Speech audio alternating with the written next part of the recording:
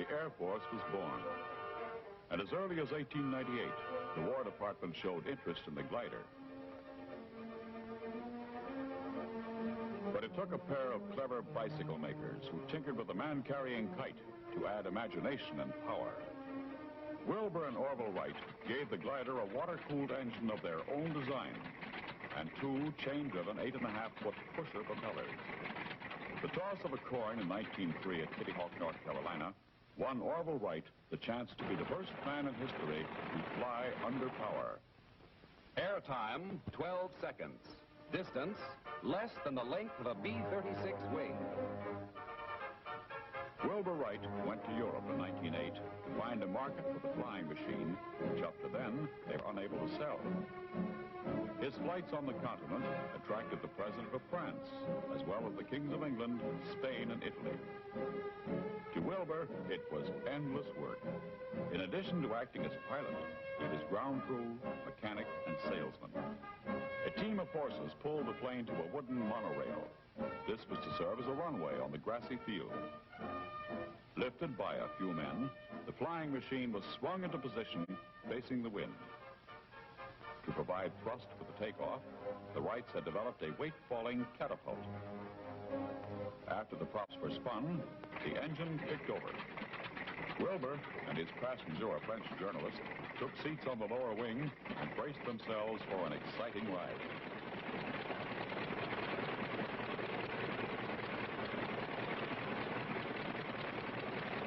He convinced Europe, winning applause, but no sales. Back in America, encouraged by President Teddy Roosevelt, the War Department opened bids for a heavier-than-air flying machine. Signal Corps specifications required that it carry two persons a distance of 125 miles at an average speed of 40 miles an hour. The Wrights signed a stiff contract. Finally, at Fort Myer, Virginia, they flew a machine that was accepted as U.S. Army Airplane Number 1. By 1913, 41 Army pilots were decorated with these gold military aviator wings. Among them was Lieutenant Henry Arnold, who later, as commanding general of the AAF, led 2.5 million airmen to victory. Another aviation pioneer, Glenn Curtiss, also built early Army trainers. Soon, more inventors improved the machine with tractor instead of pusher propellers, and the Army began to see the new airplane emerge as a weapon. By 1916, our only trained aviators were a few Americans flying with France, and they made us proud. They were the famous Lafayette Escadrille, started by Norman Prince, William Thaw, Victor Chapman, and Bert Hall, who courageously fought when Germany had full control of the sky over Europe.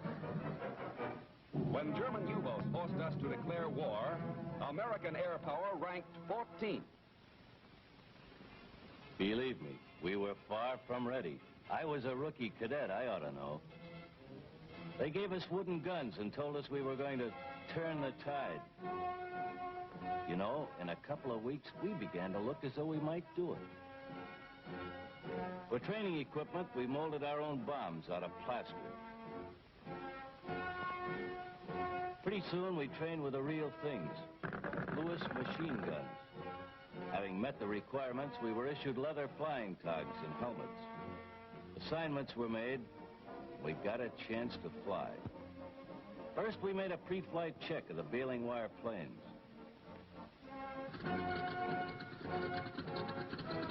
Then we tried our wings.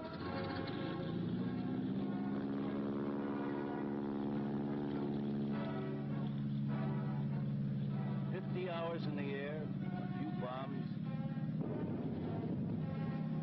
We were checked out, ready for advanced training overseas.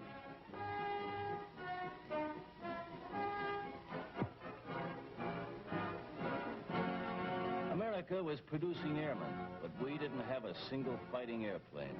Only a few of our leaders were wise. Newton Baker, Secretary of War, was one. He insisted supremacy of the air in modern warfare is essential. Woodrow Wilson was another. The president asked for $600 million to meet the needs of military aviation. Meanwhile, Red Cross girls saw us off on our way overseas. Since Congress couldn't vote us time, we went to France without airplanes. But we did go in style. Camouflaged luxury liners like the Leviathan were used as troop ships. Some of us half-trained flyers went to Britain and Italy, but most of us went to France.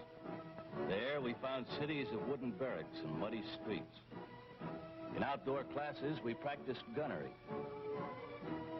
Wooden models helped us learn how to lead a plane with our fire. Battle-tested aviators took time out from the war to show us how to handle the stick. Finally, we soloed. The first ride was always a thrill and a bumpy experience. However, it was much easier to talk about turning the tide than to produce fighting aces overnight, even if some of us were lucky. Late in 1917, France met the AEF's first Aero Squadron, commanded by Major Ralph Royce. His outfit was the first to see action, and they proudly pasted paper iron crosses over enemy bullet holes. Our commander was Colonel Billy Mitchell. America's first flyers were there. General Benjamin Falloy in command of supply and schools. Colonel Thomas Milling, head of Air Service Units, 1st Army. And Colonel Frank Lom for the 2nd Army, commanded by General Bullard. When Major William Thor and the Lafayette Escadrille became the 103rd Aero Squadron, they brought a record of triumphs. Thor, 5 German planes down. Lieutenant Larner, 3. Lieutenant Merrick, 1. Lieutenant Tobin, 3. Don't forget the aces. Captain Field Kindley with 12 victories, and Major Raoul Lufberry with 17, before they were both grounded forever. Then those who lived to take part in another war. Captain Elliot Springs with a score of 12. And the ace of aces, hat of the ring, Captain Eddie Rickenbacker with 26 victories. America's airplane factories and us war workers didn't get started until late. To make airplane wings, they took us house carpenters, furniture upholsterers, even seamstresses with high pompadours. Meet Rosie the Riveter, 1917. Painters used varnish that smelled like bananas. The fuselage, which we finally chose, was a British design. The engine was all American. Its manufacture was the outstanding production achievement of the war. In all, 4,500 DH-4 airplanes, powered by the Liberty engine, were put together in this country. They were built by Ford, Lincoln, Cadillac, and Packard, automobile manufacturers. Curtiss, Martin, and Wright, still famous plane-making names, were busy assembly plants in those days. World War I gave America its great aircraft industry. Each plane was test-flown. Then, the thousands of parts were painstakingly dismantled for packing under guard.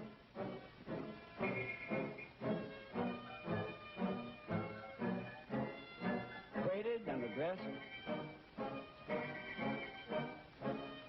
it was off to the front. In France, husky mademoiselles handled the wings like toys. Here, parts were reassembled into the fighting craft, which helped sweep the enemy out of the sky. May 1918, and the first American DH-4s rolled directly from assembly sheds to the airfields. Only 8 months after they were ordered into production, they joined American aviators ready for the big push. When the order to prepare for battle was given, truckloads of aerial bombs were delivered to the planes. There, armorers fused the bombs and loaded the racks. Then the boys who had to take them up made sure the job was done right. The boys still talk about the big push. When we lifted the flaps that September morning in 1918, everything was ready.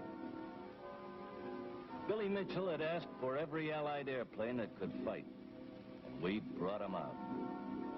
The brass ordered a tremendous air force to control the skies over the Samahil sector. This was the First Army's field of battle. For the dawn takeoffs, we put flares on our wingtips. Every Allied field on the continent gave its planes.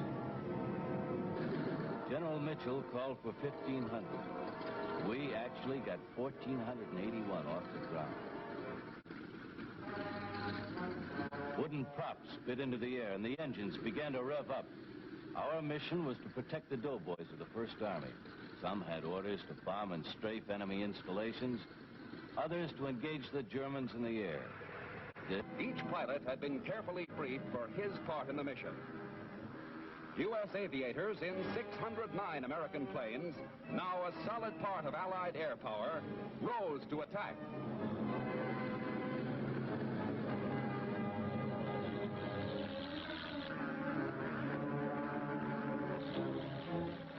Germany put albatrosses, Fokkers, more than 30 different types of planes in action to fly no-man's land patrols. Some of the Huns dropped bombs by hand on our troops. With over 120 different types of aircraft, the Allies fought back. Our boys were always quick to single out the enemy and come in close to attack.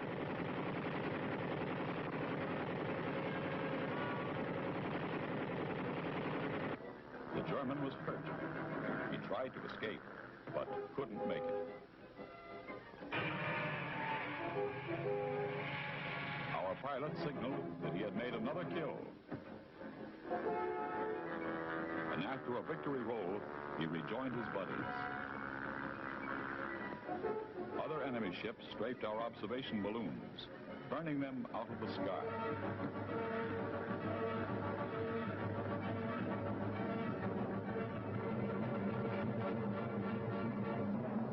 Allied air power struck back in force.